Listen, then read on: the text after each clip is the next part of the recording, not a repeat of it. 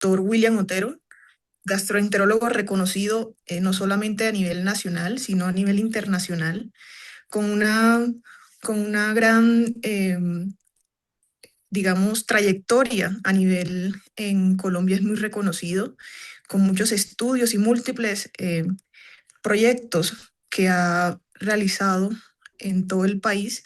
En el día de hoy nos va a hablar de un tema muy importante, que es la colitis isquémica. Doctor Otero, bienvenido.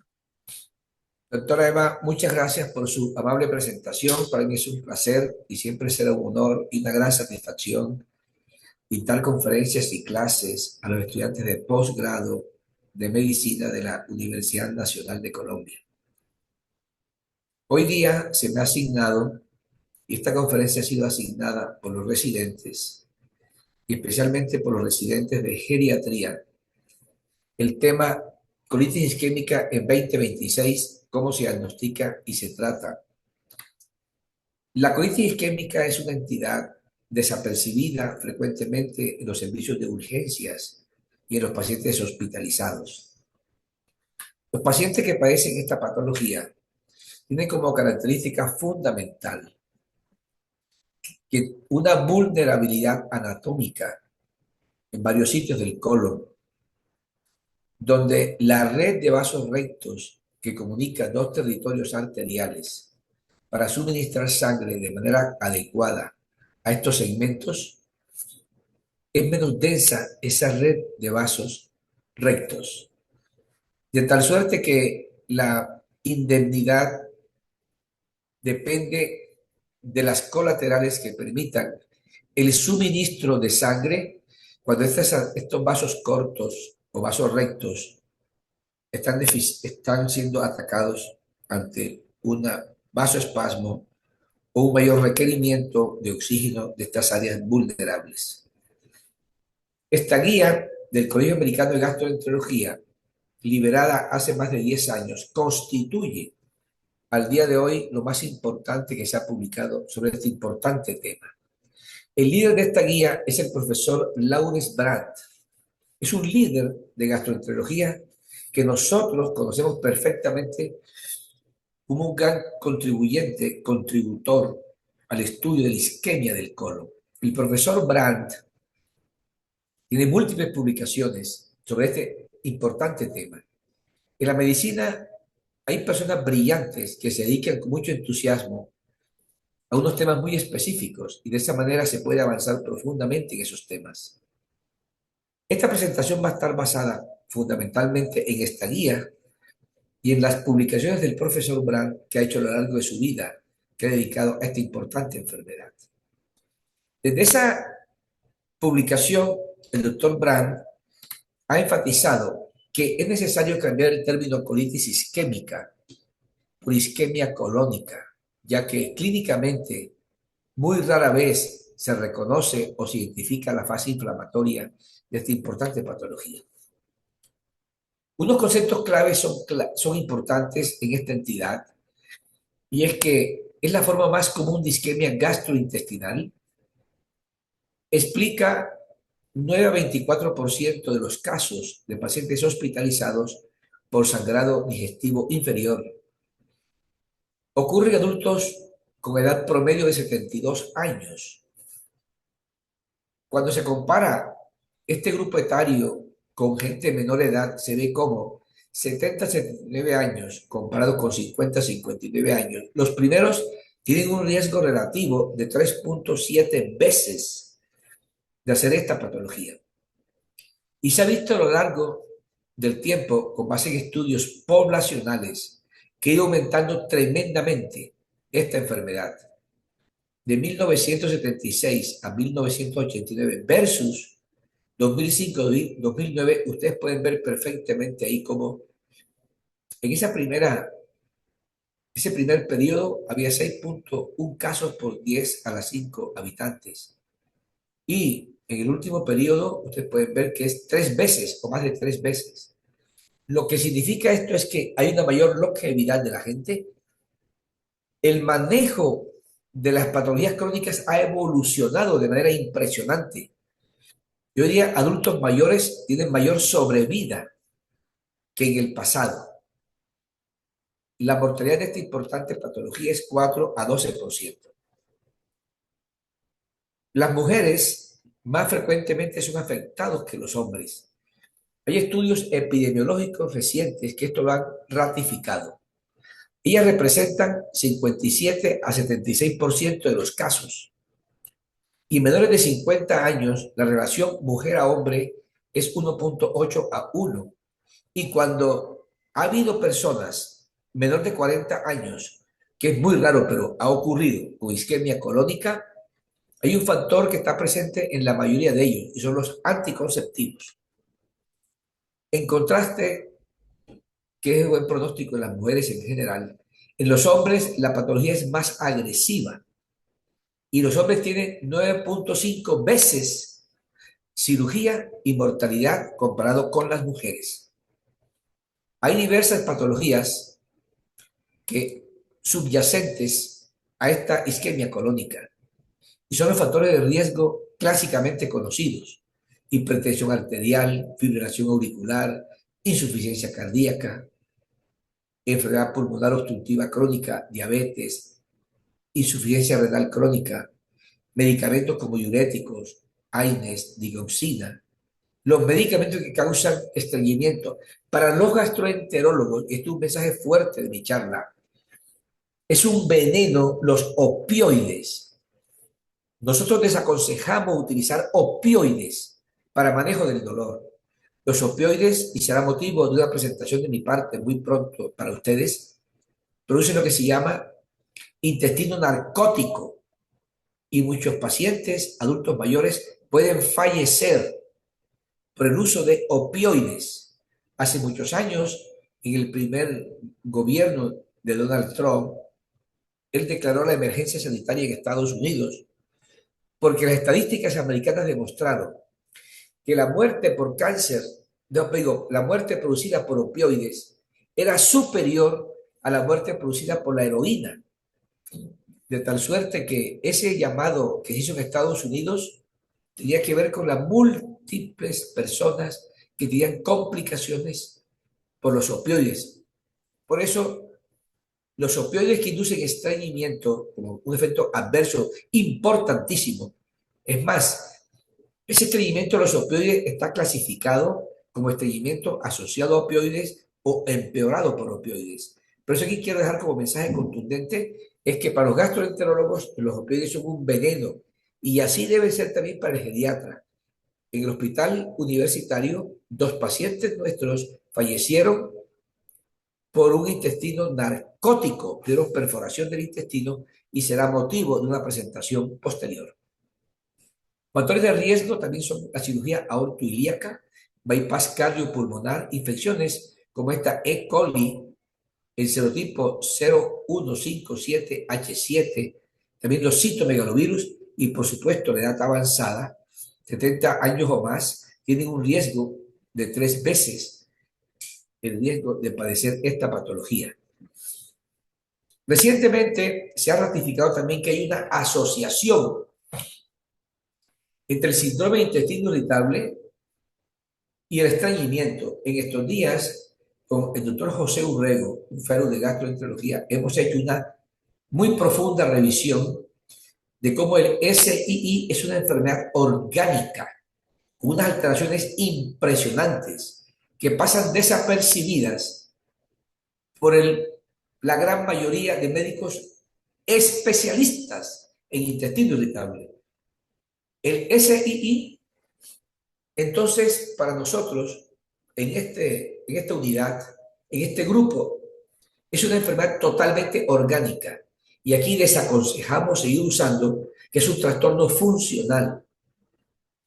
¿Cuál sería el vínculo, la plausibilidad biológica entre SII e isquemia colónica? Eso no se sabe, pero sí se ha encontrado en diversos estudios básicos que en el SII hay una alteración del sistema nervioso simpático y esa hiperactividad simpática puede impedir que en un momento determinado el suministro de sangre a estas zonas vulnerables se lleve a cabo con eficiencia.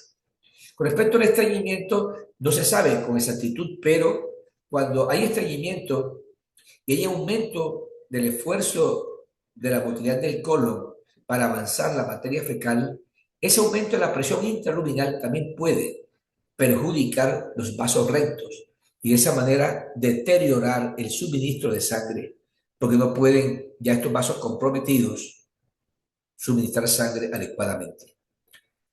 A José Urrego vamos a asignarle este vínculo de cómo el SII y cuál es la evidencia publicada de que el SII tenga que ver con la isquemia colónica. Haremos un metaanálisis para ver qué dicen los estudios y haremos también un estudio adicional sobre cuál es la plausibilidad biológica de este vínculo.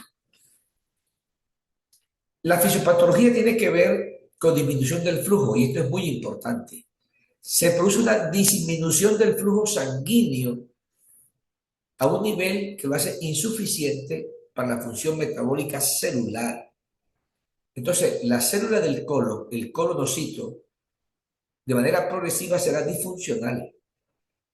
De acuerdo a la magnitud de la acidosis y la magnitud de la isquemia, él progresivamente perderá integridad y va a perecer.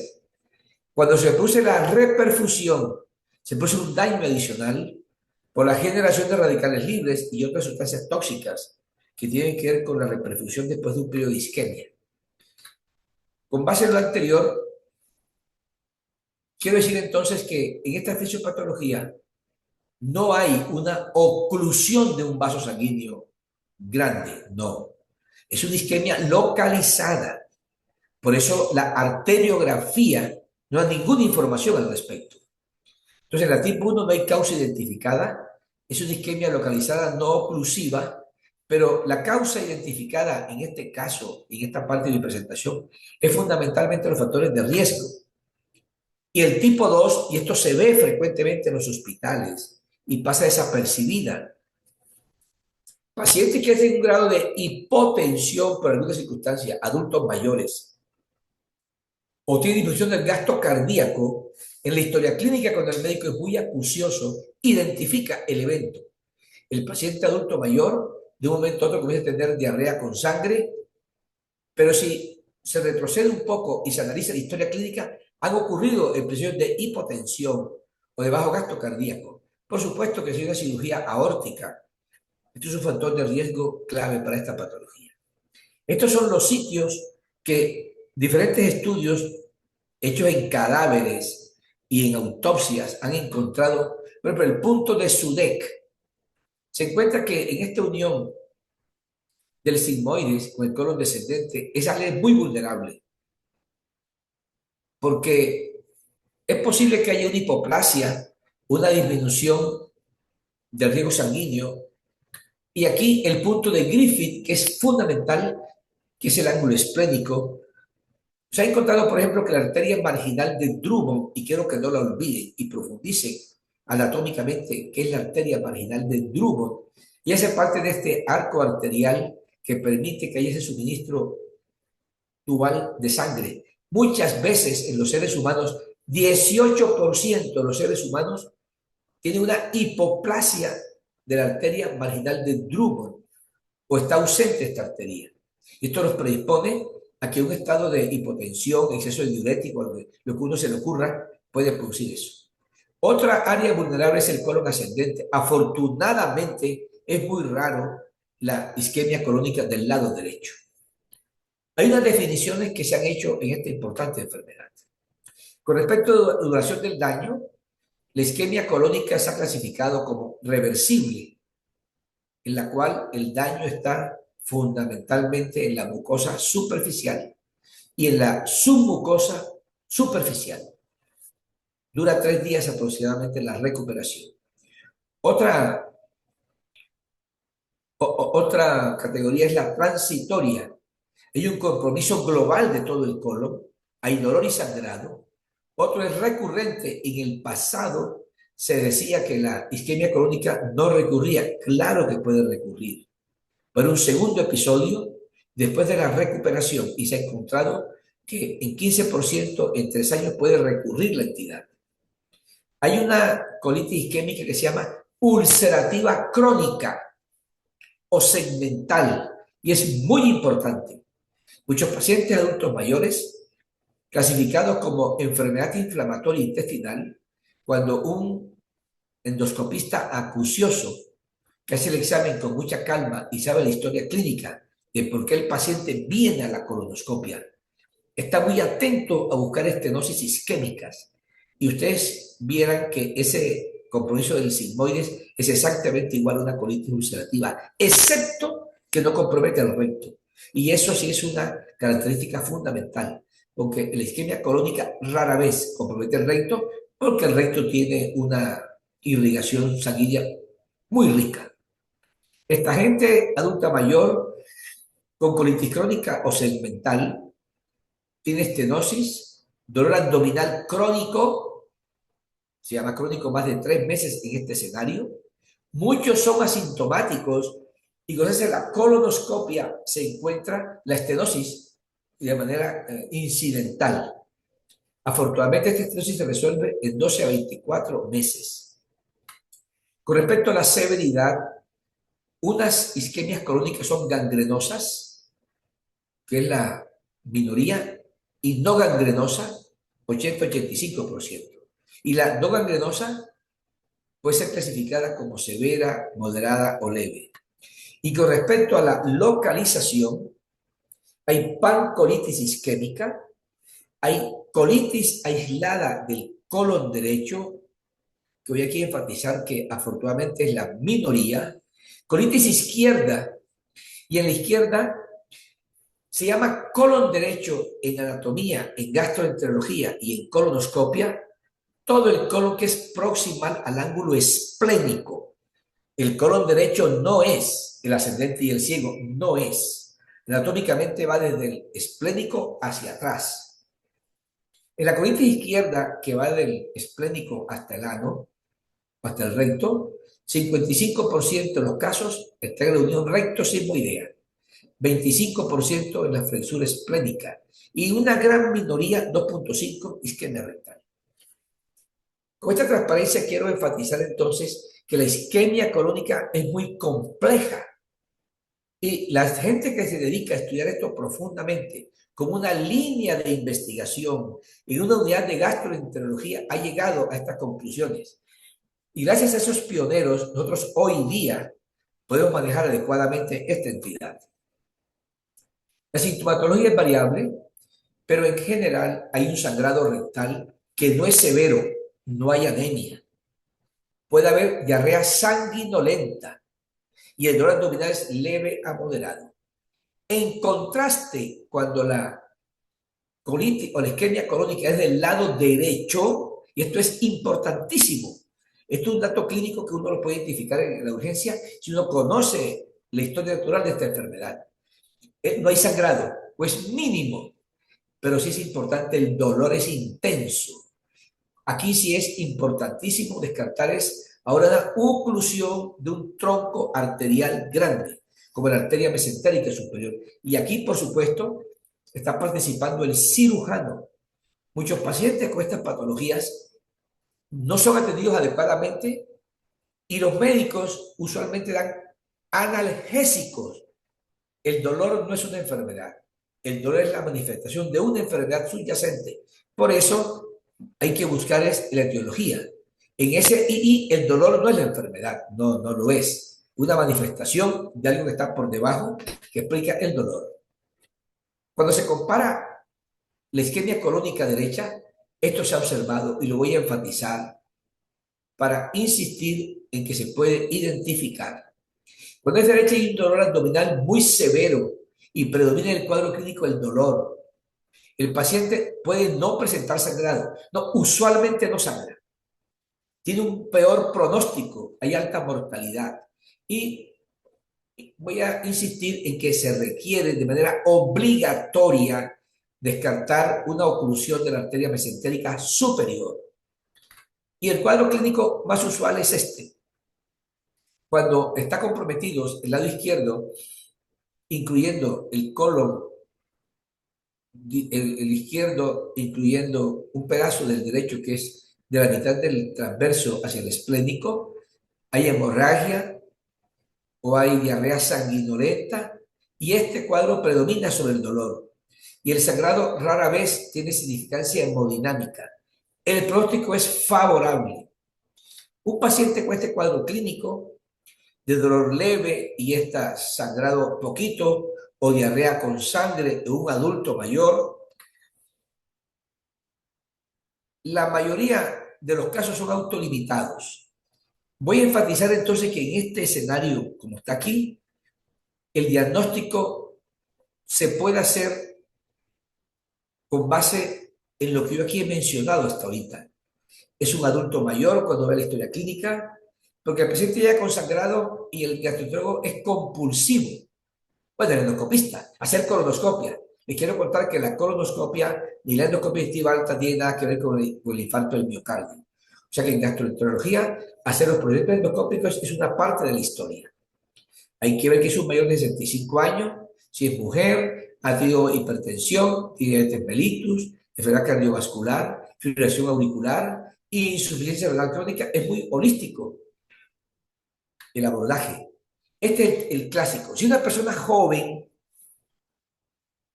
también los hemos visto nosotros muy rara vez, pero lo hemos visto. Y el pasado en clínica fundadora vimos como 5 casos de gente joven. Muchos son saludables, son atletas. Y en estos individuos jóvenes que hacen isquemia es obligatorio estudiarle un estado de hipercoagulabilidad. Hemos tenido 2 pacientes con consumo de cocaína. Esto produce vasoconstricción en el lecho vascular gastrointestinal. Han hecho isquemia colónica. Ejercicio físico extremo, pacientes que corren tremendamente y dietas extremas. Quiero decir entonces que la gente del perfil clásico no es necesario estudiar hipercoagulabilidad. No se ha encontrado nada al respecto. Pero la gente joven, es un mensaje de mi conferencia, hay que estudiarle entonces hipercoagulabilidad. El diagnóstico de esta entidad se hace primero y es ineludible: historia clínica. La historia clínica tiene 2 partes: la anamnesis, y el paciente, el médico buscará en la anamnesis, en el interrogatorio, lo que él sabe. Si él no sabe mucho, él no pregunta mucho. Esta se llama la habilidad cognitiva de esta especialidad. Es como en pacientes, en médicos nefrólogos. Depende de su cúmulo de conocimientos, habrá patologías identificables en el paciente con insuficiencia renal. La historia clínica entonces es fundamental. El examen de elección es la tomografía computada con contraste. No es la colonoscopia. No es. Y esto es fundamental, porque los servicios de gastroenterología, la gente que no tiene esta formación académica, tiende a hacer colonoscopia de manera compulsiva. No es así. La colonoscopia se usa, por supuesto, pero para verificar, para comprobar en casos dudosos. Y esto el profesor Lawrence Brand lo dice claramente en la guía. La tomografía abdominal con contraste intravenoso es la primera línea para el diagnóstico. Es la mejor modalidad inicial, porque permite, con un radiólogo entusiasmado y que el gastroenterólogo esté también interesadísimo, que es que un paciente adulto mayor llega a un hospital, el doctor gastroenterólogo, el doctor geriatra, todos deben pensar que quien está al frente es el papá o la mamá o su abuelo, alguien muy cercano a su familia. Y esta persona requiere todo el cuidado. Por eso, cuando uno está muy interesado, habla con el radiólogo. Y con él analizan y él le explica al gastroenterólogo, porque el gastroenterólogo no tiene formación en radiología, no la tiene. Sabe 2 cosas, que se llama tomografía axial computada y medio de contraste. Las características allá es para los magos de las sombras, que son los radiólogos. Entonces, el radiólogo experto permite detallar la distribución y fase de la enfermedad, la severidad, si hay gas en la vena porta, si hay neumatosis intestinal, si hay megacolo, que es un trabajo mancomunado. Esto es una cosa de un equipo multidisciplinario. Ahí se ve gas en la porta, se ve aire en la pared intestinal, y el radiólogo experto frecuentemente encuentra el signo del doble halo, que es el signo de la diana, como se ve ahí, y se considera patognomónico de la isquemia colónica. Ese tag tomado de uno de los artículos revisados para esta presentación, el autor del artículo manifiesta que ahí, donde está enfocado, hay una hiperdensidad de la mucosa y de la capa muscular con edema de la submucosa. El radiólogo puede determinar el engrosamiento de la pared del colon, el leve de 3 a 6 milímetros y severo mayor de 12 milímetros. Y es una bandera roja. Una vez que el radiólogo identifica, a veces es muy sutil, que hay gas en la vena porta o neumatosis intestinal, cirugía. Como ustedes pueden ver, si uno profundiza cualquier aspecto de la medicina, lo que sigue en adelante en la profundización es infinito. Los médicos solo conocemos la punta del iceberg, la puntica del iceberg nomás. Y esto se ve en RX simple de abdomen, que es el signo zoom print o huella digital, que son densidades redondeadas a lo largo de los lados del colon distendido con gas. Y en estudios de anatomía patológica se han demostrado que son causados por hemorragia y edema subepitelial que protruyen hacia la luz intestinal. Estos zoom print duran 6 a 9 días, parece una huella digital. Esto lo ve el radiólogo con frecuencia. Por eso hay un equipo, hay radiólogos expertos en el aparato digestivo nomás. Es sugestivo, pero no específico de isquemia del colon.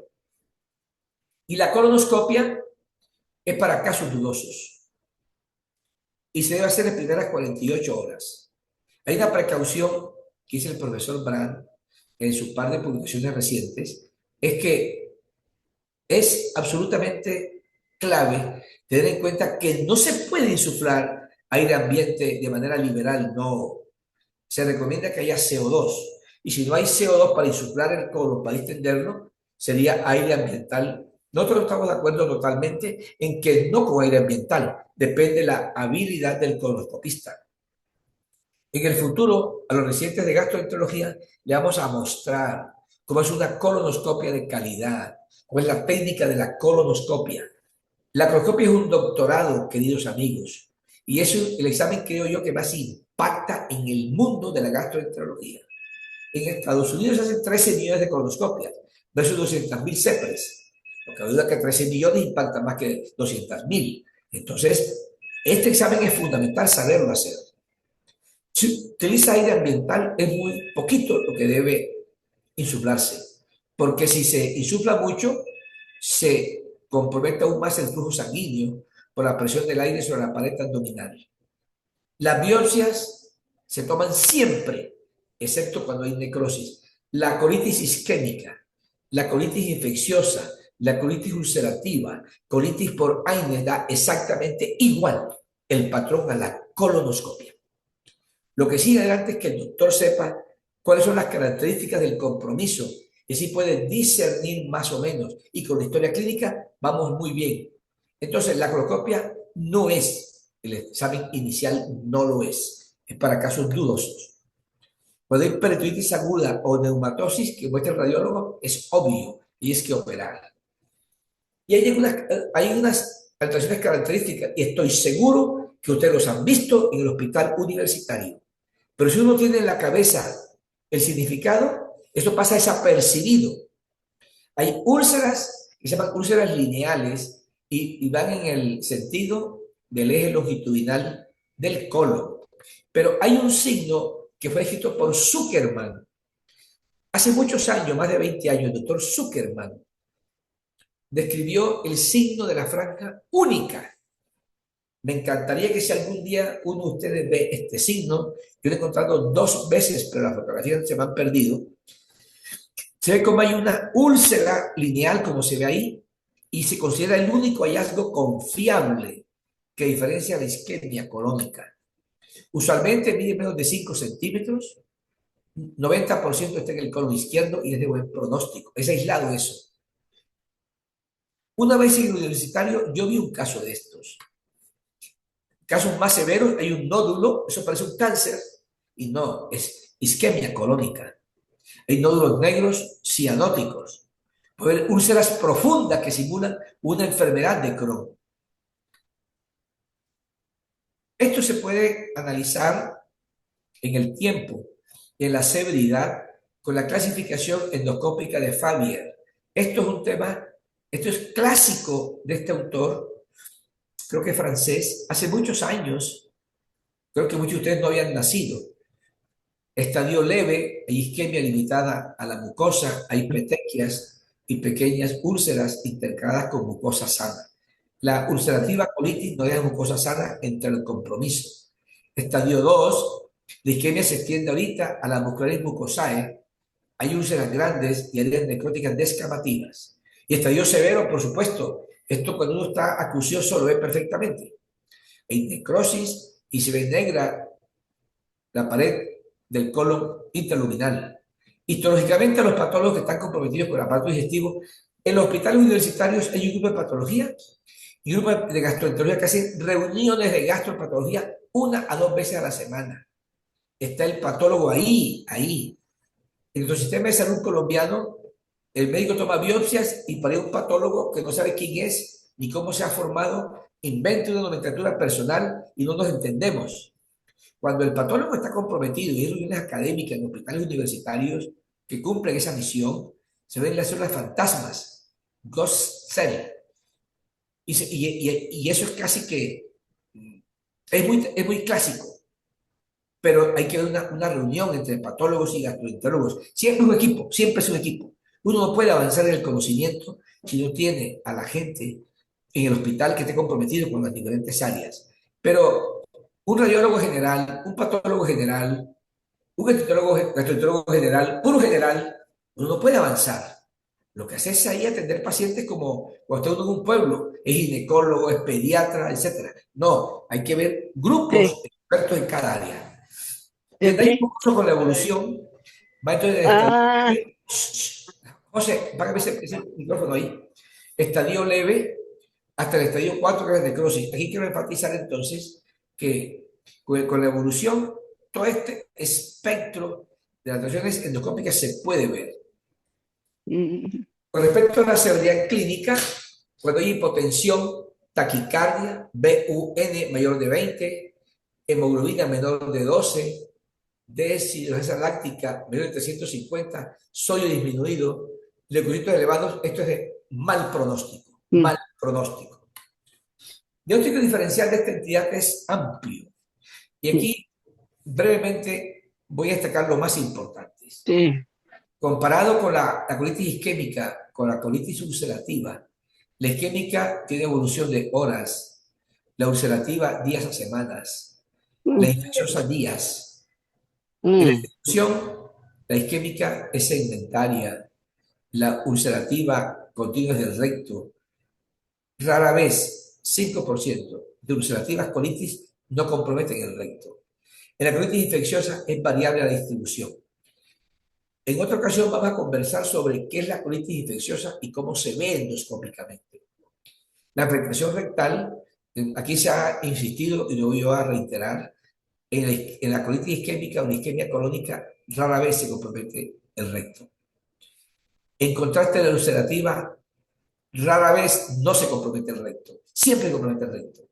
Factores de riesgo están claros. Cardiovasculares, medicamentos en la isquemia, en la ulcerativa o en la colitis por enfermedad inflamatoria, porque hay colitis por enfermedad de Crohn, colitis por colitis ulcerativa. Entonces, en el factor de riesgo, si alguien fumaba y dejó de fumar, entonces puede ser ulcerativa primaria. El cigarrillo protege o se asocia negativamente con la colitis ulcerativa. Y si es fumador activo, entonces puede ser enfermedad de Crohn.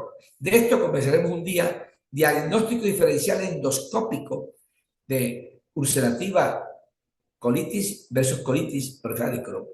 En la tomografía computada, aquí se han mencionado las características, y la endoscopia, si se encuentra el signo de la línea única, de la franja única, pues ya casi uno está seguro que es una isquemia colónica.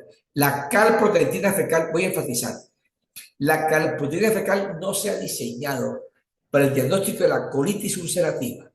Yo no entiendo por qué la gente se la ha metido no, esto identifica una inflamación dentro del colon y puede tener falsos positivos. Está elevadísima la isquemia colónica, pero cuando se compara con la colitis ulcerativa, en este es mayor. Pero como ustedes pueden ver, hay una superposición de valores.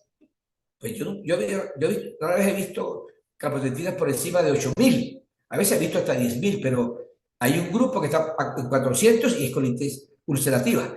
No es la calprotectina un examen que discrimina la colitis ulcerativa. Vamos a hacer un seminario sobre eso, sobre la importancia de los marcadores inflamatorios en la colitis ulcerativa. La clasificación de la severidad del Colegio Americano de Gastroenterología está aquí.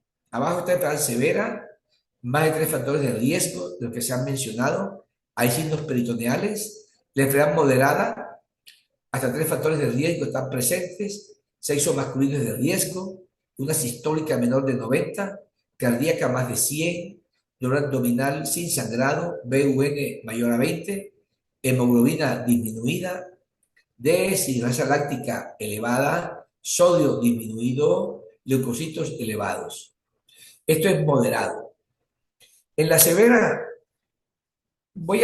pensaba omitirlo, pero lo voy a insistir, que hay signos peritoneales, hay peritonismo, hay neumatosis o gas en el sistema porta, en la tomografía, puede haber gangrena que se comprueba con endoscopia cuando hay dudas y afectación pancolónica o una isquemia aislada del colon derecho. En la leve, que es la mayoría, están los síntomas típicos, dolor o sangrado. No hay factores de riesgo adicionales grandes y este paciente, me anticipo, es observarlo y darle soporte. El manejo sería este.